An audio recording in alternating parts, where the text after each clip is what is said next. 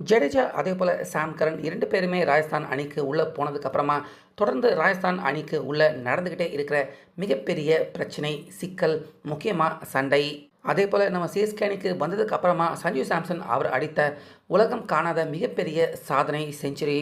இதனால இப்ப ராஜஸ்தான் டீம் பார்த்தீங்கன்னா, அவங்க திடீர்னு சிஎஸ்கே அணியுடன் இதுக்கு முன்னாடி நாங்க போட்ட அந்த ஒப்பந்தத்த ரத்து பண்ணிக்கலாம். எங்களுக்கு சஞ்சு சாம்சன் அவர குடுத்துருங்க. நீங்க சாம் கரன் அதேபோல ஜடேஜா அவர திரும்பவும் சிஎஸ்கே அணிக்கு உள்ளேயே எடுத்துக்கங்க அப்படிங்கிற மாதிரி இப்ப திடீர்னு பார்த்தீங்கன்னா, சிஎஸ்கே அணிகிட்ட ஒரு பேச்சு வார்த்தைய தற்போது மீண்டும் துவங்கியிருக்காங்க ராஜஸ்தான் அணி. அப்படி இப்ப நம்ம சிஎஸ்கே அணியில இருந்து போயிருக்க ஜடேஜா அதேபோல சாம் கரன் அவங்க 2 பேரால ராஜஸ்தான் அணியில என்னதான் பிரச்சனை நடந்துகிட்டு இருக்கு. அதேபோல நம்ம சிஎஸ்கே அணிக்கு வந்திருக்க சஞ்சு சாம்சன் அவரை பார்த்து இப்போ ராஜஸ்தான் அணி அவங்க ஏன் திரும்பவும் சஞ்சு சாம்சன் அவரை இந்த கேட்குற அந்த டீலை திரும்பவும் அவங்க ஆரம்பிச்சிருக்காங்க அப்படிங்கிற விவரம் முழுக்க இந்த வீடியோவில் பார்க்கலாம். ஸோ வீடியோவை ஸ்கிப் பண்ணாமல் பாருங்கள். அதாவது இந்த ஆண்டு ஆக்ஷன் நடக்கிறதுக்கு முன்னாடியே நம்ம சிஎஸ்கே ராஜஸ்தான் 2 பேருமே ஒரு டீலிங் போட்டுக்கிறாங்க. அந்த டீலிங்கில் நம்ம சிஎஸ்கே பார்த்தீங்கன்னா சாம் கரன் அதேபோல் நம்ம சிஎஸ்கே அணிக்காக பல வருஷம் விளையாண்ட ஜடேஜா அவங்க 2 பேரையுமே ராஜஸ்தான் அணிக்கு விட்டு தரோம். அதுக்கு பதிலாக நீங்கள் சஞ்சு சாம்சன் அவரை சிஎஸ்கே அணிக்கு கொடுங்க அப்படிங்கிறதான் பார்த்தீங்கன்னா அந்த டீலாக இருந்திருக்கு. ஸோ இந்த டீலை எந்த நேரத்தில் வேணாலும் ஐபிஎல் துவங்கிறதுக்கு முன்னாடி கேன்சல் செய்யப்படலாம் அப்படிங்கிற மாதிரி தான் அந்த டீலிங்கில் அக்ரிமெண்ட் போடப்பட்டிருக்கு அப்படிங்கிற மாதிரி பார்த்தீங்கன்னா சொல்கிறாங்க. ஸோ இந்த சூழ்நிலையில் எல்லா அணிகளுமே ஐபிஎல் ஃப்ரான்ச்சைஸ் எல்லா டீமுகளுமே பார்த்தீங்கன்னா அவங்க அணிக்கான ப்ராக்டிஸை ஆரம்பிச்சிட்டாங்க. இதில் ராஜஸ்தான் அணி அவங்களும் ப்ராக்டிஸை ஆரம்பிச்சிருக்காங்க நம்ம ஜடேஜா அவரை வச்சு.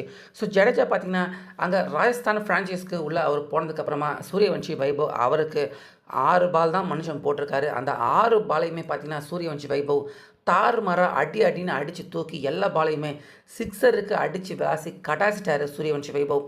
ஸோ இதனால் ராஜஸ்தான் கேம்புக்கு முதல் வாட்டி உள்ளே வந்த ரவீந்திர ஜடேஜா அவருக்கு பார்த்தீங்கன்னா பெருத்த அவமானம் ஏற்பட்டிருக்கு. ஜடேஜா அவர் போட்ட எந்த ஒரு பாலையுமே விட்டு வைக்கல வைபவ்.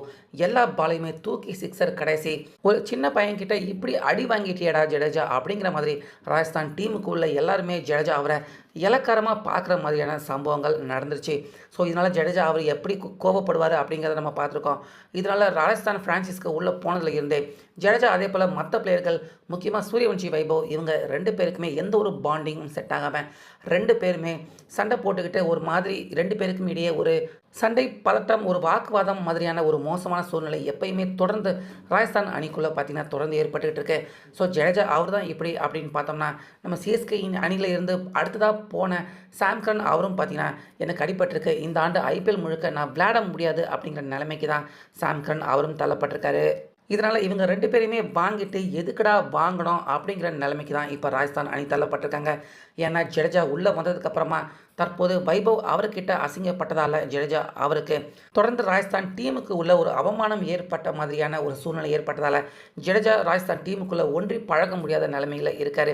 அதே போல் நம்ம சிஎஸ்கே அணி பக்கம் இந்த பக்கம் வந்தோம் பார்த்தீங்கன்னா சஞ்சு சாம்சன் நம்ம சிஎஸ்கே பிளேயர்கள் எல்லாருக்கிட்டையுமே நல்லாவே அவர் கலந்துட்டார்.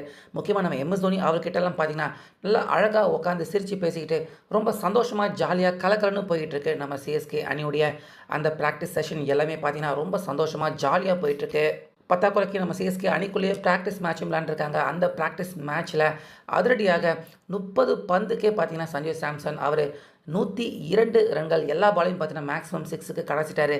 102 ரன்கள் அடித்து ஒரு சாதனை பேட்டிங். அதாவது இந்த ஐபிஎல்லை பொறுத்த வரைக்கும் நான் கொடூரமான ஃபார்மில் இருக்கேன்டா அப்படின்னு எல்லா டீம் எல்லாரையுமே மிரட்டுற மாதிரியான ஒரு பர்ஃபார்மன்ஸ் சாதனை பேட்டிங் செஞ்சுரியை சஞ்சு சாம்சன் அவர் அடிச்சிருக்காரு. நம்ம தோனியே சஞ்சு சாம்சன் அவருடைய பேட்டிங்கை பார்த்து வியந்து பயங்கரமாக பாராட்டியிருக்காரு. ஸோ அந்தளவுக்கு சஞ்சு சாம்சன் ஏற்கனவே வேர்ல்டு கப் ஆட்டத்தின் அந்த தொடர் நாயகன் அந்த ஃபார்மை அப்படியே கொண்டுட்டு வந்து நம்ம சிஎஸ்கே அணியில் கண்டினியூ பண்ணுறாரு சஞ்சு சாம்சன். இப்படி நம்ம சிஎஸ்கே அணியில் சஞ்சு சாம்சன் வந்ததுக்கப்புறமா எல்லாமே நல்லா போயிட்டுருக்கு, சூப்பராக போயிட்டுருக்கு. ஆனால் அங்கே ராஜஸ்தான் அணி நம்ம சிஎஸ்கே அணியில் இருந்து வாங்கின ஒரு பிளேயர் வரமாட்டான் அப்படின்னு இன்ஜூரில் போயிட்டார் சாம் கரன். ஆனால் ஜடேஜா அவரை வச்சுக்கிட்டு என்னடா பண்ணுறது, டீமுக்குள்ள ஒரு பதட்டம் சண்டை எப்பயுமே ஏற்பட்டுக்கிட்டு இருக்கு. முக்கியமாக வைபவ் ஜடேஜா 2 பேருக்கும் சுத்தமாக செட்டே ஆக மாட்டேங்குது. இதனால் இப்போ ராஜஸ்தான் டீம் பார்த்தீங்கன்னா நம்ம சிஎஸ்கே அணி கூட போட்டிருக்க அந்த ஒப்பந்தம், அதாவது இந்த ஒப்பந்தம் இந்த ஐபிஎல் தொடர் துவங்குறதுக்கு முன்னாடி கேன்சல் செய்யப்படலாம் அப்படின்னு அந்த ஒப்பந்தம் போட்டுட்டு தான் இந்த அக்ரிமெண்ட்டை போட்டிருக்காங்க அப்படிங்கிற மாதிரி சொல்லிக்கிட்டு இருக்காங்க. அதனால் எங்களுக்கு சாம் கரன், ஜடேஜா 2 பேருமே வேண்டாங்க, நீங்கள் சிஎஸ்கே நீங்களே எடுத்துக்கங்க, எங்களுக்கு கவர்னர் சஞ்சு சாம்சன் அவரை மட்டும் திரும்ப சிஎஸ்கே அணியில் இருந்து ராஜஸ்தான் அணிக்கு கொடுத்துருங்க அப்படின்னு அந்த பேச்சுவார்த்தையை இப்போ ராஜஸ்தான் மேனேஜ்மெண்ட் பார்த்தீங்கன்னா திரும்பவும் இந்த டீலை அவங்க சிஎஸ்கே அணிகிட்ட கேட்குறாங்க. எங்களுக்கு சஞ்சு சாம்சனை கொடுத்துடுங்க, எங்களுக்கு ஜடேஜா அவரால் தொடர்ந்து ராஜஸ்தான் அணியில் பிரச்சனைகள் ஏற்பட்டுக்கிட்டு இருக்கு அப்படிங்கிற மாதிரி திரும்பவும் சிஎஸ்கே அணிக்கிட்ட சஞ்சு சாம்சனை இப்போ கேட்டுக்கிட்டு இருக்காங்க ராஜஸ்தான் மேனேஜ்மெண்ட்டு. ஆனால் நம்ம சிஎஸ்கே மேனேஜ்மெண்ட் பார்த்தீங்கன்னா கண்டிப்பாக சஞ்சு சாம்சன் அவர் விட்டு தரதா இல்லை, சஞ்சு சாம்சனை தர வாய்ப்பே இல்லை அப்படிங்கிற மாதிரி ஆணித்தரமாக உறுதியாக சொல்லிக்கிட்டு இருக்காங்க ராஜஸ்தான் டீம் மேனேஜ்மெண்ட் அவங்கக்கிட்ட. பத்தாக்குறைக்கு ரியான் பராக் அவரும் பார்த்தீங்கன்னா நேற்று ஒரு பேட்டி கொடுத்துருக்காரு. சஞ்சு சாம்சன் அவரை ரீப்ளேஸ்மெண்ட் பண்ணுறதுக்கான எந்த பிளேயருமே கண்டிப்பாக ராஜஸ்தான் டீம்லேயே கிடையாது அப்படின்னு சொல்லி ஏற்கனவே கோவத்தில் இருந்த ஜட்டு அவரை இன்னுமே பார்த்தீங்கன்னா அவருடைய கோவத்தை சீண்டி விட்டுருக்காரு. ஏன்னா Sanju Samson opening player, Jadeja allrounder தான், ஆனாலுமே அவருக்கு நிகராக யாருமே அங்கே ராஜஸ்தான் டீமில் இல்லை அப்படிங்கிற மாதிரி ரியான் பராக் அவர் பேசியிருக்கிறதும் ஜடேஜா அவருக்கும் கோபம், எரிச்சல் எல்லாத்தையுமே ஏற்படுத்தியிருக்கு. இதனால் ராஜஸ்தான் டீம் பார்த்தீங்கன்னா ஒரு மாதிரி நல்ல அட்மாஸ்பியரில் இல்லாமல் ஒரு மாதிரி மோசமான சுச்சுவேஷனில் தான் இப்போ வரைக்கும் ராஜஸ்தான் டீம் இருக்குது. அதனால் நம்ம சிஎஸ்கே அணிக்கிட்ட இருந்து திரும்பவும் சஞ்சு சாம்சனை கேட்குற அந்த பேச்சுவார்த்தையில் இறங்கியிருக்காங்க. ஸோ என்னதான் நடக்குது அப்படிங்கிறத அடுத்த கட்டமாக பொறுத்து இருந்து பார்க்கலாம்.